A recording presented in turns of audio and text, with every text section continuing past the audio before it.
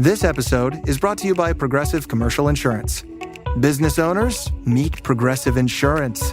They make it easy to get discounts on commercial auto insurance and find coverages to grow with your business. Quote in as little as 8 minutes at progressivecommercial.com. Progressive Casualty Insurance Company. Coverage provided and serviced by affiliated and third-party insurers. Discounts and coverage selections not available in all states or situations. I'm Jeffrey Rosen, President and CEO of the National Constitution Center. A few years ago, learning about the forgotten meaning of the pursuit of happiness changed my life. When the founders wrote that famous phrase in the Declaration of Independence, they meant an ongoing commitment to self-improvement and lifelong learning. This discovery inspired me to write a book, and in my new podcast, I explore the founders' lives with the historians who know them best. Plus, filmmaker Ken Burns shares his daily practice of self-reflection. Join me for Pursuit, the Founder's Guide to Happiness. Ben Franklin's World is a production of the Omohundro Institute. Welcome to Ben Franklin's World, a podcast about early American history with Liz Covart.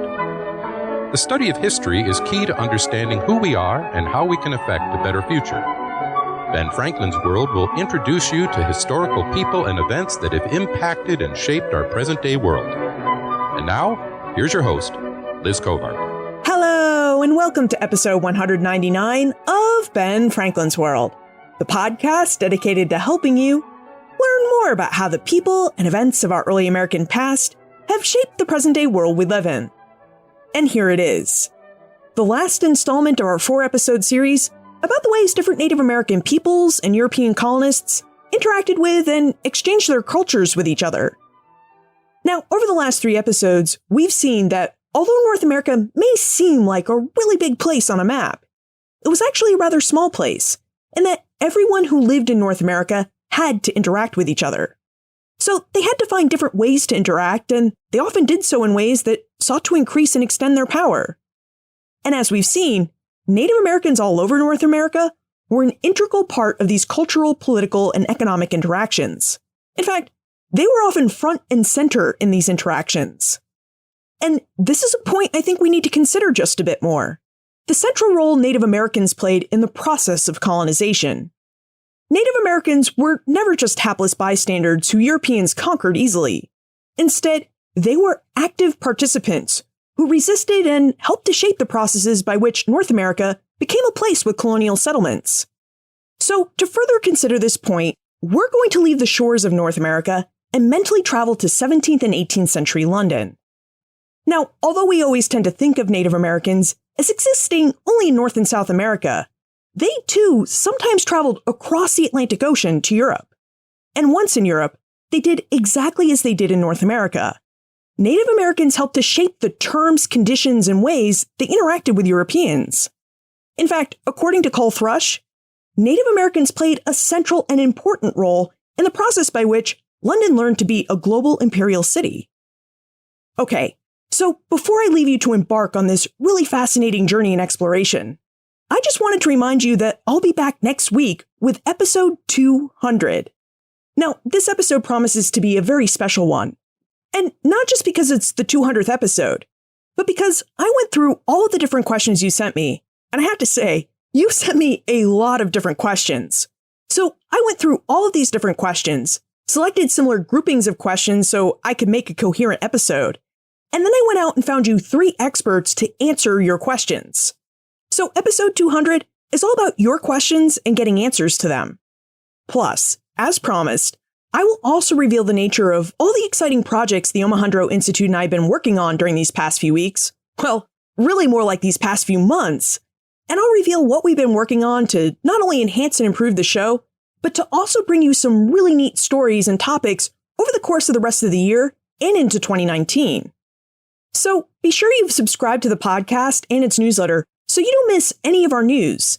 To subscribe to the newsletter, text BF World to 33444, and to subscribe to the show, just hit the subscribe button in your favorite podcast app, or visit your favorite app store and search for the free Ben Franklin's World app. Okay, now it's time to revisit episode 132 and our very interesting conversation with Coll Thrush.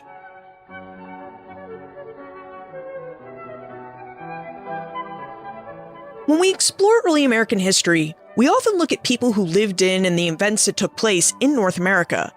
But European metropoles were central to the history of early America as early as 1492. So too were Native American peoples. So today, we're going to explore early American history through a slightly different lens. We're going to look at interactions between Native Americans and the people of London. Because you see, interactions between Native Americans and Europeans didn't just take place in North America. They took place in London, too. Coll Thrush, an associate professor of history at the University of British Columbia, Vancouver, and author of Indigenous London, Native Travelers at the Heart of the Empire, will serve as our guide for this exploration. And during this exploration, Coll reveals when and why Native Americans started to visit London, how Londoners expected Native Americans to act, and what Native Americans thought of London and Londoners, and how Coll went about uncovering and recovering the voices of early American travelers to London. I think this is going to be a great adventure. So, are you ready to voyage back in time and across the Atlantic? Let's go meet our guest historian. With tidings and wisdom to share about our early American past, here is this week's special guest. Our guest is an associate professor of history at the University of British Columbia, Vancouver. He's an expert in Indigenous history, and today he joins us to discuss details from his most recent book, Indigenous London, Native Travelers at the Heart of the Empire. Welcome to Ben Franklin's World, Coll Thrush.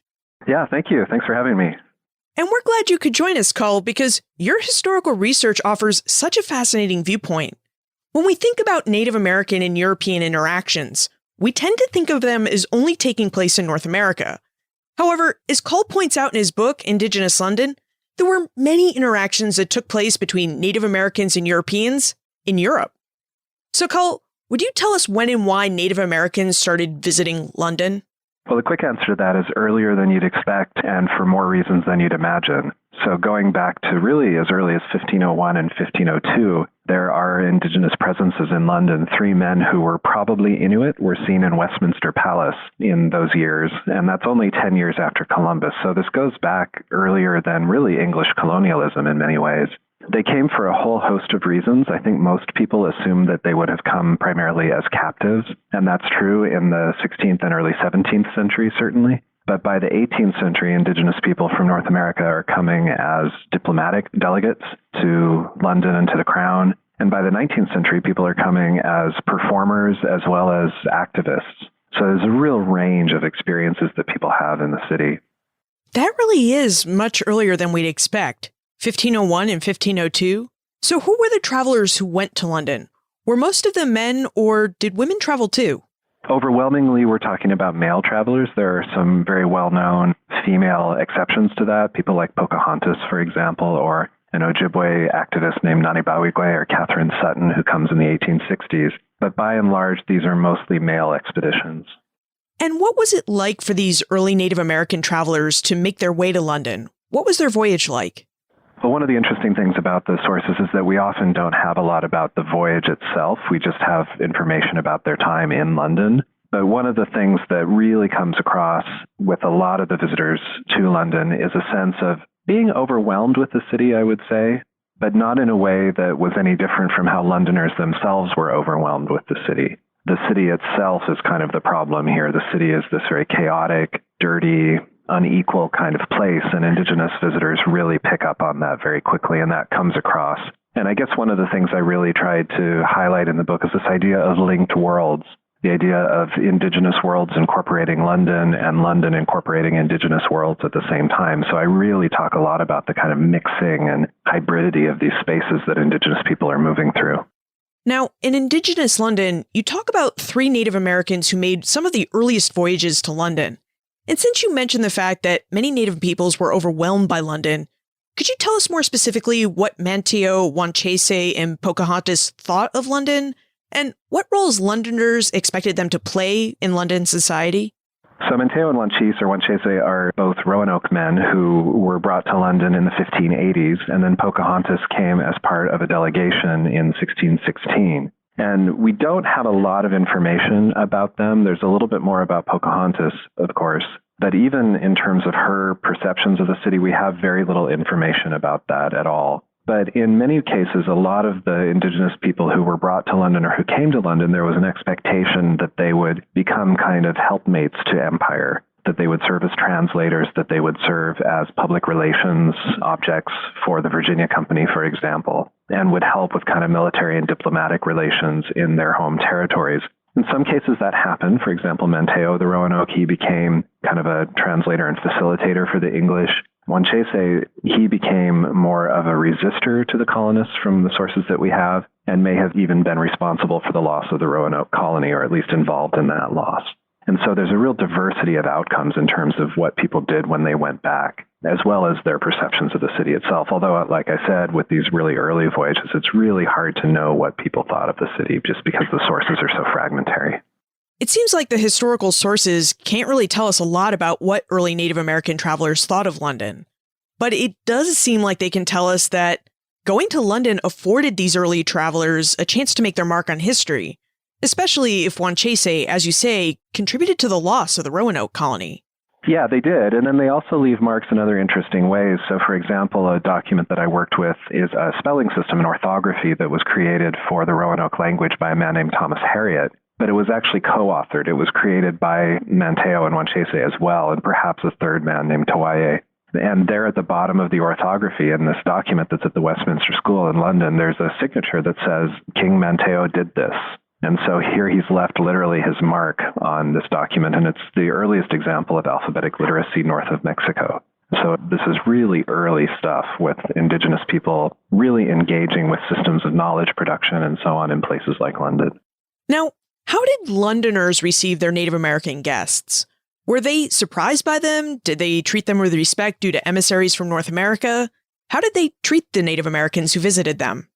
Again, the answer is diversity. Overwhelmingly, the accounts of Indigenous visitors to London talk about massive crowds of people just following them around and trying to even break into their lodgings to look at them. And the sense of British fascination with the new and the novel and so on. A lot of fascination with both the idea of the noble savage as well as just plain savage. And so sometimes you see incredibly racist poems and songs written about visitors. Other times, though, people who are brought are seen very much as nobility. Sometimes the Indigenous women who travel are compared favorably to British women because they're seen as more chaste and more upright and sort of proper than London women. So there's a real diversity of experience. But the key, I think, for me is that these people were not hidden at all. This is not a hidden history. These people were highly visible in their day. You mentioned the idea of the noble savage, and I wonder if you would tell us more about it, because it often appears in literature about Native Americans. So what is the idea of the noble savage, and to what effect was it used? Well, the noble savage is the idea that somehow Indigenous peoples have more freedoms and are perhaps more sort of healthy and more in tune with nature in a way that is positive and so on. And it's very flat in many ways, even though it's often a positive stereotype. It's a very flat one. And one of the key things for me with thinking critically about the noble savage idea is that often noble savage imagery is discussed as though Indigenous peoples don't really have any laws. They aren't encumbered by any sort of laws or by civilization and so on. And what that does is it really erases things like Indigenous legal traditions, Indigenous concepts of stewardship of land and all that. It sort of turns them into just these noble wanderers in the landscape. But it's very, very powerful, I would say, for European audiences. And often what it really is, though, is not very much about Indigenous people. It's really about Europeans. It's Europeans using Indigenous people as a mirror to look at themselves. And you really see that in these journeys to London. You see London audiences really talking as much about themselves as about Indigenous people. And one of the things I really wanted to do with the book was try to push back against the kind of symbolic Indian, sort of the doomed noble savage or the vicious savage and so on, and talk about actual real Indigenous lived experience in the city. Now, since we're talking about the ideas of the noble savage and the symbolic Indian, Jenny would like to know how Native Americans experienced and interacted with long-distance travel. Specifically, she'd like to know whether Native Americans ever intentionally played into European expectations of them, such as the idea of the noble savage. And she'd also like to know whether Native Americans were able to create their own reputations so far from home. Yeah, absolutely. A great example of that is a man called Tyndonegea, or Joseph Brant, who made 2 trips to London in the late 18th century. And there's a great story of him being at a masked ball in London one evening, and the Turkish ambassador comes up to him and tries to remove his mask, but it's not a mask, it's his face, which is painted in the traditional way. And of course, this is seen as a major affront, and Brandt raises his tomahawk and lets out what is described as a war whoop, and the whole party stops. Everyone just sort of stops in their tracks, and then he just starts laughing. So it's clear he's playing up ideas about savagery and noble savagery and so on. And while he's in London, he is, becoming a Freemason. He's engaged in archival research about his own people's history. He's definitely part of the Enlightenment. So he's absolutely engaged with these big threads of intellectual history and intellectual culture going on in London. But he's also actively playing with people's expectations of him. So, to what ends did Joseph Brandt find it beneficial to play into Londoners' perceptions of him as a noble savage? Well, he's there as a military and diplomatic leader of the Mohawk people and the Haudenosaunee more broadly. And I think it makes a lot of sense for him to try to gain purchase in the city using these kinds of ideas. And I think he's very savvy, as are a lot of the other travelers. They're very savvy, and they understand very quickly upon arrival, if not before, what it is that British audiences want. And so they're able to do that, whether that's someone like Samson Occam, who's a Mohegan missionary who comes in the 1760s, and he's raising money for the institution that would eventually become Dartmouth. He knows exactly what his audiences want to see. They're very, very savvy performers and politicians. Now, in Indigenous London, you note that London had to learn how to become colonial. And I wonder if you would tell us what that meant. What did it mean for London to be the hub of the growing British Empire? And what role did Native American travelers play in helping London become colonial? One of the biggest issues, I would say, in the study of imperial history, one of the biggest debates that's been going on for a few years now, is the extent to which everyday Londoners even really understood that they had an empire.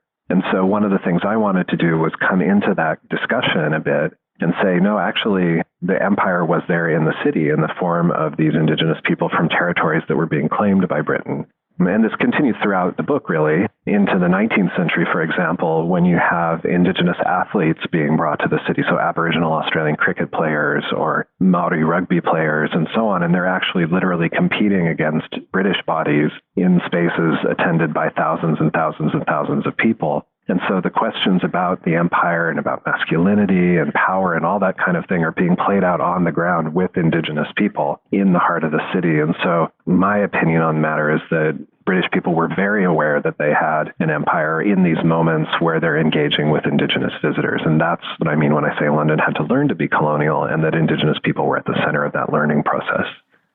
Many people view colonialism as a bad practice. And here you have these native travelers in London putting a very human face on the places where British people are establishing colonies and practicing colonialism. So, did having these human faces of the colonies in London change any perceptions or convince any Londoners that they really should pursue their empire with a softened form of colonialism? That's a really great question. It's a really big question. It's hard to know what would have happened without these voyages. It's kind of a counterfactual history that is kind of hard to imagine, really. But I do think that there is a core question with the process of empire is how do we recognize humanity in the, quote, other? And you really see that in this story where you have indigenous people having very face-to-face human interactions with their hosts and with people they encounter in London. And then you have some very grim encounters where the pain and trauma of empire are very much on display. So, for example, one of the interludes in the book focuses on an Odawa boy who was brought to London as a war captive in the 1760s and was held in the home of a man who lived just down the street from Benjamin Franklin. And the boy would be brought out, he was about 11, he would be brought out as kind of entertainment for his host's guests, and was shown boxes of scalps, some of which belonged to his kin, and so on. So it's a very traumatic experience. And so that, for me, really captures the pain of empire, at the same time that you have very wonderful sort of face-to-face conversations going on between people like Joseph Brandt and people who are interviewing him for the newspapers and so on. So it's, again, a real diversity of experience. But I also, in the book, really don't want to lose the sense of the trauma of colonialism. And as a follow-up question to that, you note in Indigenous London that to indigenize London is to begin to come to terms with the undeniable human costs of empire. Would you tell us what you mean by the human costs of empire? What were the human costs of the British Empire? So one of the things I try to do in the book is really emphasize Indigenous agency, to try to not portray Indigenous people solely as victims of empire. But at the same time, and this is one of the real challenges with doing this kind of history, it's important to not underestimate or underplay the costs of empire, because then colonialism doesn't sound so bad. And so what I'm trying to do is kind of oscillate between both those things, the trauma of empire as well as the survivance of Indigenous peoples. And survivance is a term by the Ojibwe scholar Gerald Bisner, and it's more than just survival. It's about sort of creative resistance.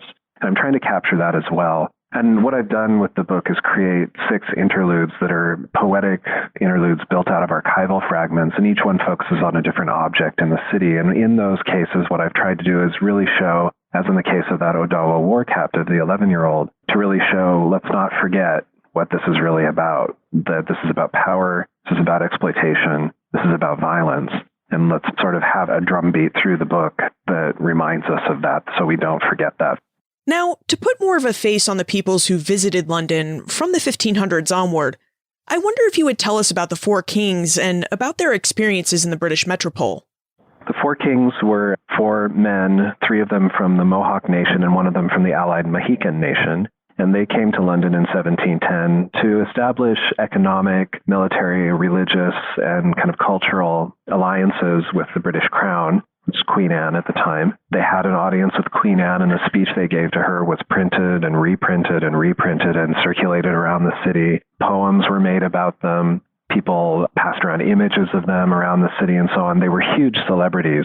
And they were taken to, the theater, for example, and the audience kind of riots because they don't want to see the production. They want to see these men, and so chairs are put on the stage so the audience can watch them watching the play, for example. So there's this whole kind of culture of looking, and I really try to capture the idea of Indigenous people looking back as well. And they're taken to virtually all the sites in the city that existed in 1710. They're taken to the Tower of London, they're taken to St. Paul's Cathedral, they're taken to the pleasure gardens, and so on. So they're really at the center of British power in many ways.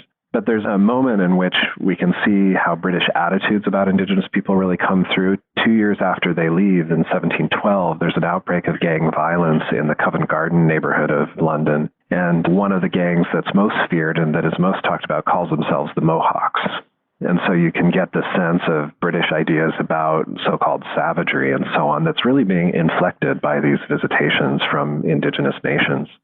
We seem to have 2 ideas at play here.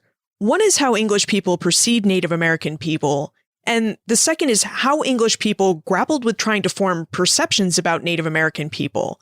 And since we've talked about the first, I wonder if you would help us explore the second idea. Would you give us a couple of examples of the type of art that Britons used to interact with Native people and their ideas about Native people? Well, there's some really well-known examples from Shakespeare. For example, The Tempest. Caliban's character is generally understood to be a thinly veiled representation of an Indigenous North American or American. But Native characters also show up in All's Well That Ends Well and Henry VIII. Very brief mentions. And one of the things I try to do is get beyond just the pageants and the plays and so on, and talk about how these things are really influenced by Indigenous visitors to the city. Often these plays are written after the Indigenous travelers have come, and so they actually come first before the representations in many cases. And that's, again, that piece of London trying to learn to be colonial. In the 19th century, Wordsworth writes a long poem that talks about kind of the panoply of diverse peoples in London, and he includes among them the, quote, hunter Indian from America.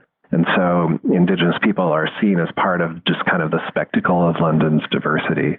And it's a way, again, for Londoners to kind of look back at themselves and understand what kind of city it is that they live in. What about religion? Did religion play any role in Native Americans' visits to London? I mean, like the Spanish and the French, the English certainly tried to convert Native Americans to Christianity. So were Native Americans who had converted to Christianity treated any differently or better than those who practice some form of native religion? Absolutely. Christianity is central to the story.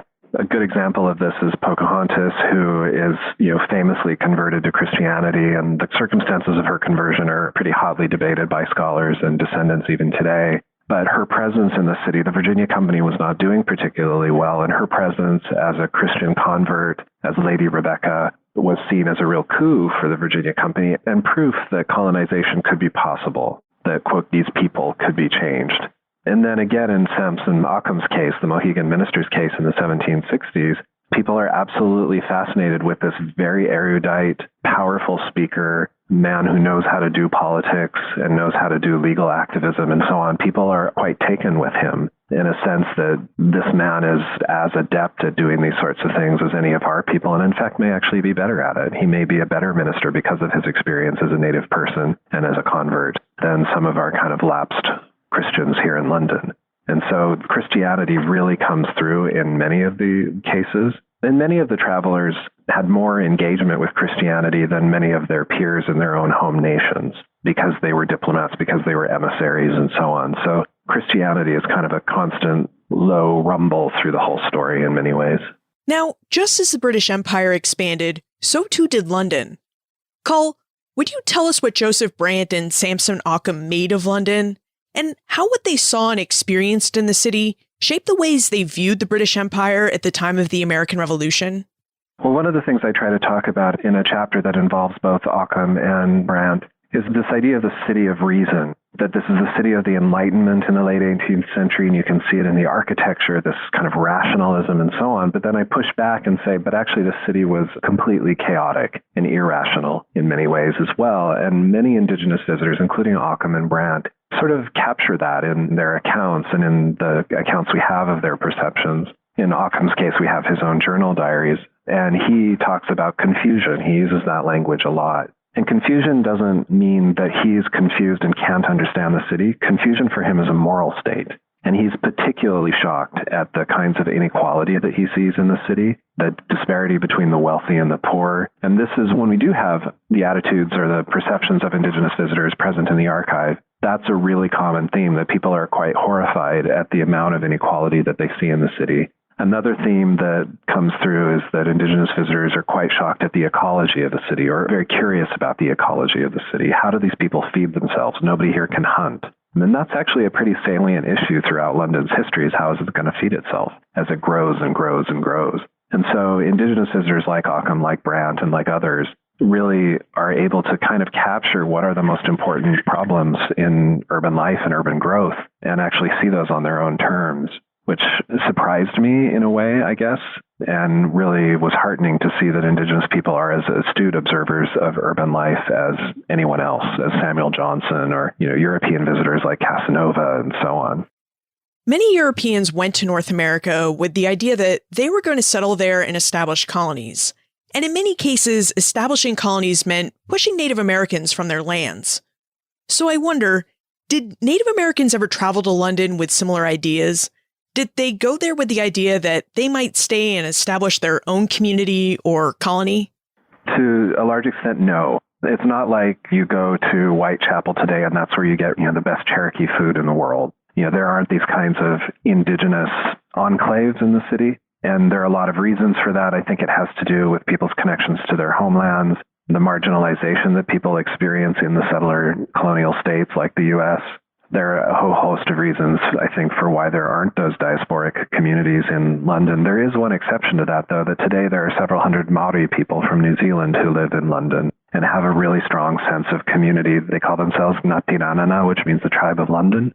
And so there is a significant Maori community there today. But there are lots of Indigenous travelers who move through, even in the present, artists, performers, activists, and so on, who come through the city and often are connecting with these deeper histories of Indigenous travelers who came in centuries past.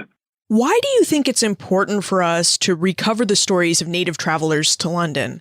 I mean, what do their visits really reveal about early American history and about the early days of the British Empire? Well, when we think about the nature of empire, there's sort of a triangle that we tend to talk about. The triangle of the metropole, meaning a place like London, the sort of the settler, and then the, quote, native. And scholars, I would say, have really successfully looked at the relationship between settlers and the metropole and between settlers and native people, but very few people have looked at the relationship between native people and the metropole and the center of empire. That's an area of scholarship that's still just starting to open up with books like Jace Weaver's The Red Atlantic, for example.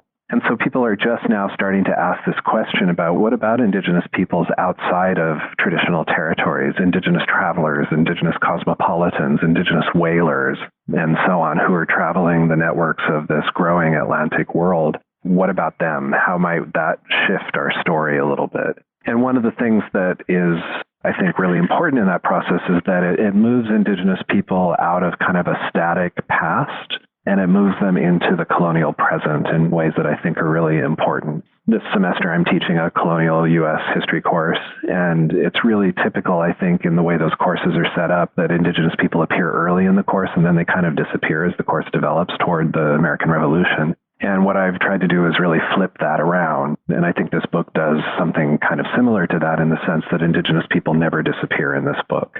There's such a powerful narrative of Indigenous disappearance and extinction that we always have to work against in this field. And this book is really an attempt to do that in one of the most extreme situations, and that is being in the center of empire. Speaking of flipping things around, what do you think descendant communities of early Native travelers think about the voyages and experiences of their ancestors? Well, a lot of descendant communities do think about these travelers and do see them as ancestors. A good example of this is another Mohegan traveler named Mahomet Wainaman, who came to London in 1736 and died of smallpox before he could present a land petition to the king. In 2006, the Mohegan tribe unveiled a monument to him in the grounds of Southwark Cathedral and then presented the land petition to the Queen. And in fact, she pulled back the rope to unveil this monument. And so it's a really good example. And the people I talked to about this, they talked about 270 years of time just collapsing into a single moment as they sang honor songs coming into the cathedral for this man. Another example, an Inuit baby who was captured in the 1570s and put on display in a tavern in London and then died quite quickly and was buried at St. Olaf Hart Street. In 2013, the Tahltan performance artist and scholar Peter Moran and I did a sort of intervention ceremony, I guess you could call it, at that church for the baby. And so for him, the way he expressed it, he said, "This baby is one of my ancestors as a traveler to London." And that's a really common pattern that I hear, that people see these people as kind of their ancestors. This summer, I also took a class to London. It was called In Search of Indigenous London, and I brought 8 students to the city for 2 weeks, and most of the students were Indigenous. And for them, they also saw themselves then as part of this longer history of Indigenous travel to the city as we engaged with the places these people had been and went to Pocahontas' grave site and looked at documents from the Four Kings and so on. They really saw themselves as part of a longer genealogy. You just mentioned documents left by the Four Kings, and yet we don't tend to think of Native Americans as leaving behind written historical records. So would you tell us how you went about uncovering and recovering the stories of the early Indigenous peoples who voyaged to London? One of the most challenging things with this project, as it suggests in your question, is trying to find first-person accounts of Indigenous travelers. And the first one of those that we see is, again, Samson Occam in the 1760s, where we have his own journals of his time there. Prior to that, and sometimes after that as well, it's a matter of kind of reading between the lines of a lot of ventriloquism, of words put into the mouths of Indigenous people, and just trying to be honest about that in my writing, to say, well, this seems to be what they thought of what they were doing.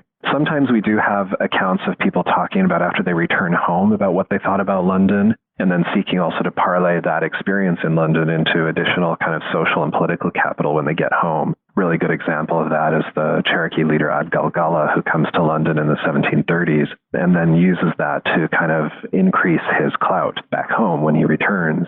But in general, it is a real challenge to get at first-person voices. And so it's a matter of reading between the lines, but we can see lots of clues. So, for example, the agreements that the Four Kings signed when they were in London in 1710 include at the bottom, they don't include signatures in English, they include their clan totems. So 2 wolves, a bear, and a turtle. And that really, to me, speaks to there are Indigenous political systems, ideas, and so on that are being brought into London, and London is being kind of incorporated into these worldviews. So it's a really challenging process to do this writing, but it involves a lot of creativity and also listening to Indigenous scholars who are talking about these systems of belief and political systems and so on, and building off of their work to try to inflect the story. Let's move into the time warp. This is a fun segment of the show where we ask you a hypothetical history question about what might have happened if something had occurred differently or if someone had acted differently.